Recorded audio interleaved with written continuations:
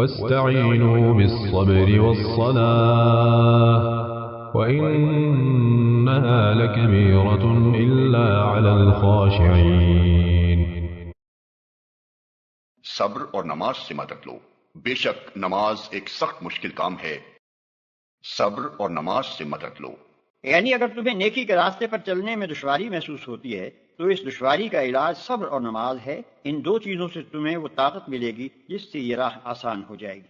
صبر کے لغوی معنی روکنے اور باندھنے کے ہیں، اور اس سے مراد ارادے کی وہ مضبوطی، عزم کی وہ پختگی اور خواہشات نفس کا وہ انضباط ہے جس سے ایک شخص نفسانی ترغیبات اور بیرونی مشکلات کے مقابلے میں اپنے قلب و ضمیر کے پسند کیے ہوئے راستے پر لگاتار بڑھتا چلا جائے۔ ارشاد الہی کا مدعا یہ ہے کہ اس اخلاقی صفت کو اپنے اندر پرورش کرو اور اس کو باہر سے طاقت پہنچانے کے لیے نماز کی پابندی کرو۔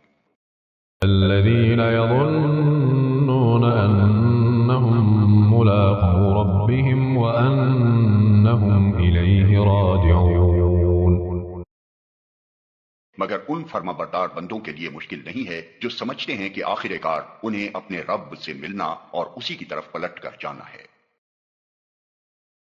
یعنی جو شخص خدا کا فرما بردار نہ ہو اور آخرت کا عقیدہ نہ رکھتا ہو، اس کے لیے تو نماز کی پابندی ایک ایسی مصیبت ہے جسے وہ کبھی گوارا ہی نہیں کر سکتا، مگر جو برضا اور رغبت خدا کے آگے سر اطاعت خم کر چکا ہو اور جسے یہ خیال ہو کہ کبھی مر کر اپنے خدا کے سامنے جانا بھی ہے، اس کے لیے نماز ادا کرنا نہیں بلکہ نماز کا چھوڑنا مشکل ہے۔